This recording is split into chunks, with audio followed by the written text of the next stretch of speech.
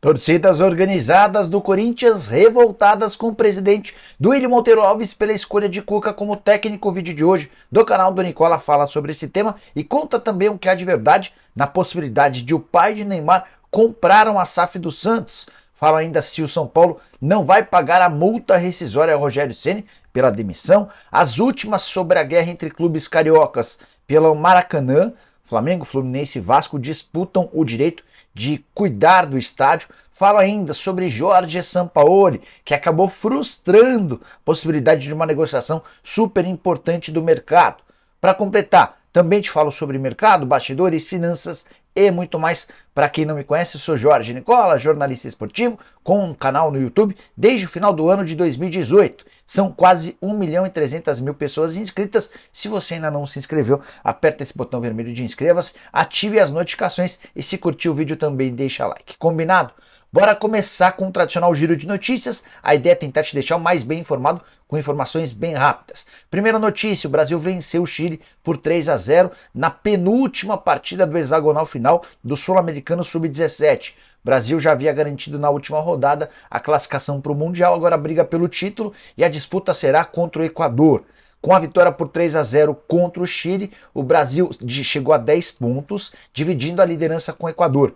O problema é que o Equador bateu a Argentina e na última rodada pega a Venezuela, enquanto o Brasil vai precisar vencer os argentinos por uma diferença de gols superior à do Equador. Tendência é que o Brasil fique com o vice. Quero contar sobre o Botafogo, que fez seu melhor jogo na temporada. Nessa quinta-feira, vitória em casa por 4-0 contra o César Valerro. Tive a oportunidade de comentar esse jogo pelo Paramount Plus. Gols de Vitor Sá, Tiquinho, Eduardo e Tietê. O Botafogo é o vice-líder do grupo, só atrás da LDU tem 6, Botafogo tem 4. Quero contar também sobre o Santos, que ficou no 0-0 com o Audax italiano em plena Vila Belmiro. Resultado é ainda pior se a gente lembrar que o Audax é penúltimo colocado do campeonato chileno, um dos piores torneios na temporada. O futebol chileno não vive uma boa fase já há algum tempo. Já o Fortaleza acabou salvando a honra dos brasileiros nos confrontos contra argentinos, foi até Buenos Aires e venceu o São Lourenço por 2-0. Outros dois brasileiros que haviam enfrentado argentinos nessa semana perderam: o América para o Defensa e Justiça, o Corinthians para o Argentino Júnior. Para fechar o giro de notícias, contar que o Goiás ficou no 2-2 com o Universitário no Peru. Na teoria, um bom resultado, na prática, péssimo. O Goiás vencia por 2-0, tomou os 2 gols de bolas paradas, bolas levantadas na área do Goiás nos minutos finais. Em compensação, se a coisa não foi bacana para o Goiás, para o São Paulo ficou ótimo. É que o tricolor contou com uma vitória do Tigre contra o Tolima na Colômbia para ficar como líder isolado da sua chave no grupo da Sul-Americana. Bom, o São Paulo tem 6 pontos, o Tigre e o Tolima tem 3 pontos e o Puerto Cabello não pontuou. A saideira do giro de notícias diz respeito ao Atlético Mineiro. O Alianza Lima do Peru venceu o Libertad no Paraguai por 2-1. O resultado foi espetacular para o Atlético Mineiro, até porque impediu que o Libertad abrisse 6 pontos. O Galo ainda não pontuou na tabela de classificação da Libertadores e esse grupo tem Atlético Paranaense e Alianza Lima com 4 pontos na primeira colocação, o Libertad tem 3 e o Atlético aparece ainda sem pontos. Bora te explicar por que o Sampaoli causou frustração na última quarta-feira. Aí você deve estar pensando, mas Nicola, o cara estreou, o time foi super bem, venceu o Nublense por 2-0. A frustração se dá especialmente para Matheus França e seus agentes. É que um olheiro do Crystal Palace da Inglaterra saiu de lá e veio exclusivamente para assisti-lo no jogo contra o Nublense, no Maracanã. O menino entrou só no último minuto da partida. Existia a expectativa de que ele pudesse atuar por mais minutos, até porque no jogo anterior foram 76 minutos em campo, na vitória por 3-0 contra o Curitiba. Sampaoli optou por uma escalação recheada de jogadores mais experientes, como por exemplo o Vidal, o Marinho, o Thiago Maia, e aí acabou sobrando para o atleta, que tem só 19 anos de idade, é hoje o dono de um dos menores salários do atual elenco rubro-negro, mas é aquele com maior valor. Ninguém no elenco do Flamengo, incluindo Pedro, Gabigol e Arrascaeta, tem valor de mercado tão alto quanto o Matheus, por ser um meio atacante, por ter só 19 anos de idade. O Flamengo pode conseguir, ou estima conseguir, uma negociação de mais ou menos 35 milhões de euros com esse atleta, que precisa ser preservado, conservado e cuidado com todo o carinho do mundo. Na atual temporada, 17 jogos e 2 gols, imagino que o pessoal do Crystal Palace estenda a permanência no Brasil para que possa assisti-lo em campo com mais frequência. Quero falar agora sobre o Corinthians e a contratação para lá de polêmica de Cuca. Já havia contado para vocês ontem sobre a repercussão negativa nas redes sociais e sobre o movimento de dirigentes, até aliados do Duílio, absolutamente contrários à chegada do Cuca. Mas não parou por aí. 5 das 6 principais organizadas do Corinthians já se manifestaram radicalmente contrárias à chegada do treinador. Camisa 12, Estopim da Fiel, Pavilhão 9, Coringão Chopp e Fiel Macabra soltaram notas de repúdio à escolha do treinador. Só a Gaviões da Fiel que não se manifestou, e aí a gente precisa recordar uma informação importante. Antes de fechar com o Cuca, o Duílio Monteiro Alves entrou em contato com o Metaleiro, uma das principais lideranças da Gaviões, para consultar a organizada. E recebeu aval, talvez até por isso a Gaviões tenha se silenciado em meio a tantas críticas pela contratação do Cuca. O ponto-chave dessa história é um dirigente de futebol do segundo clube mais popular do país precisou ligar para uma torcida para pedir autorização. Isso é ridículo, é só mais um ponto, mais uma bola fora de Duílio Monteiro Alves à frente da presidência alvinegra. Queria destacar pequenos trechos das notas soltadas, divulgadas pelo pessoal das organizadas. A Camisa 12 escreveu o seguinte: viemos a público manifestar nossa total repulsa a uma das maiores vergonhas que o Corinthians acabou de nos impor, que é a contratação desse treinador. Já a Pavilhão 9 escreveu: o Corinthians está abrindo mão de sua história por títulos, enquanto a Estopim classificou a contratação como inadmissível. Vai haver um protesto marcado para as 17 horas dessa sexta-feira na frente do CT, protesto organizado por torcedoras do Corinthians.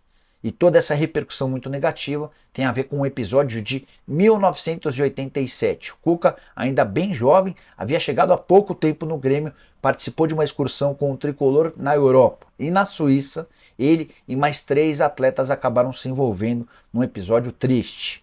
Eles levaram uma menina de 13 anos para um quarto e depois ela acusou os atletas do Grêmio, os 4, de terem a estuprado. O Cuca e esses outros 3 jogadores chegaram a ficar um mês detidos na Suíça. Depois foram liberados e em 1989, ou seja, 2 anos depois do ocorrido, o Cuca foi condenado a 15 meses de prisão, importante, por atentado ao pudor com uso de violência. Ele não foi condenado por estupro, e sim por atentado ao pudor com uso de violência. O Cuca nega ter estuprado a menina de 13 anos de idade e esse episódio aconteceu em 1987. Portanto, só para finalizar, o Cuca acabou não cumprindo esses 15 meses de prisão porque o Brasil não extradita cidadãos brasileiros e ele e os outros atletas do Grêmio acabaram tendo esse, entre aspas, privilégio de não cumprir a pena por lá. Bora falar agora sobre o Santos. Que história é essa de que o pai do Neymar pode comprar uma SAF do Santos? Isso surgiu depois que o pai do Neymar ajudou o Peixe a fechar o maior contrato de patrocínio da história do clube, um acordo com a Blaze, patrocínio Master. Blaze já tem o Neymar filho como garoto propaganda e o pai do Neymar intermediou esse acordo de 45 milhões de reais por 2 temporadas. Não à toa, em meio a esse movimento de aproximação com o Peixe, o seu Neymar pai e o Neymar filho estiveram na Vila Belmiro nessa quinta-feira para assistir ao empate em 0-0 com o Audax. Daqui a pouco eu conto sobre a repercussão, o que disse o Neymar sobre a chance de voltar à Vila Belmiro. Antes, só para esclarecer, não há nada nesse momento em relação à possibilidade do pai do Neymar comprando a SAF do Santos. Primeiro porque o Santos não fez qualquer movimento para se transformar numa SAF. Essa era uma ideia debatida de forma muito grave, de muito séria, forma muito intensa entre dirigentes e conselheiros do Santos. O Peixe precisa se transformar numa sociedade anônima do futebol? Seria um bom encaminhamento para o clube? Não há uma certeza ainda. E o Andrés Rueda, de saída da presidência, não conseguiu levar essa história adiante. Chegaram a perguntar para o Neymar: e aí, o seu pai vai comprar a SAF do Santos? Ele respondeu: isso aí já é com o meu pai, não posso responder. Também indagaram ao Neymar sobre a possibilidade se o torcedor pode sonhar com a volta dele. O Neymar respondeu, abre aspas, eu sonho, então imagino o torcedor, um dia eu volto. Perguntaram também sobre como é que foi ver o Santos de volta na Vila Belmiro e ele respondeu, foi muito bacana voltar à Vila, à minha casa, estou feliz de voltar após 10 anos, infelizmente foi um empate, queria a vitória. mas foi legal demais receber o carinho da torcida. Esse clube que me deu tudo abriu as portas para mim e para minha família. Acho que para o torcedor do Santos o mais legal é ouvir que o Neymar vai voltar um dia. Imagino que deva demorar algum tempo ainda. Ele está se recuperando de uma lesão, por isso está no Brasil e assistiu ao jogo do Santos vestindo a camisa do Peixe. Quero falar agora sobre Rogério Ceni e o São Paulo.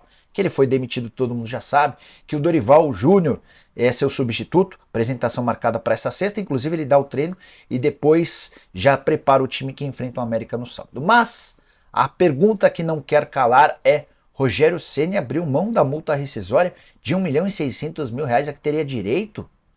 Só para recapitular, quando o Rogério volta ao São Paulo, fica combinado que em caso de demissão, o São Paulo teria de indenizá-lo com o pagamento de 2 salários. Rogério custava na casa dos R$ 800.000 por mês, valor que também inclui sua comissão técnica, ou seja, caberia ao São Paulo o pagamento de R$ 1.600.000. O que eu fiz? Mandei mensagem para um dirigente importante do São Paulo perguntando: Tricolor não vai pagar esse R$ 1.600.000? Rogério abriu mão do dinheiro? Antes da resposta, só vale a lembrança de que na primeira passagem do Rogério pelo São Paulo, a multa era de R$ 5 milhões. E o Leco até pediu que intermediários consultassem o Rogério sobre a possibilidade de dar um desconto em relação a essa multa. O São Paulo passando por enormes dificuldades financeiras. O Rogério disse não, quero o pagamento integral dos 5 milhões, e o São Paulo, com muitas dificuldades em várias parcelas, acabou fazendo essa quitação. Sobre esse 1.600.000 de agora, minha fonte respondeu o seguinte quando perguntada: o Rogério não abriu mão de nada. Ou seja, um fake news criado nas redes sociais. São Paulo vai pagar esse 1.600.000 nos próximos meses. Não vai ser um pagamento muito rápido, até por conta das dificuldades do tricolor, mas a grana será quitada.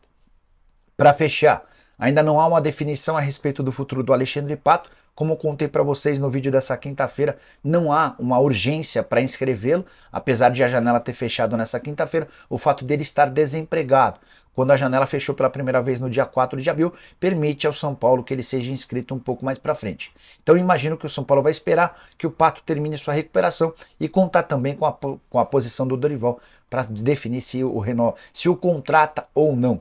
E a última saideira, o Muricy vai ficar afastado por uns dias. Ele teve alguns probleminhas com a arritmia cardíaca, nada tem a ver com a contratação do Dorival. Dorival e Muricy têm ótima relação, inclusive o Muricy ajudou nesse processo de convencimento ao Dorival e o negócio foi fechado. Mais cedo ou mais tarde o Muricy voltará a exercer suas funções de um coordenador, de um auxiliar fixo que o São Paulo tem.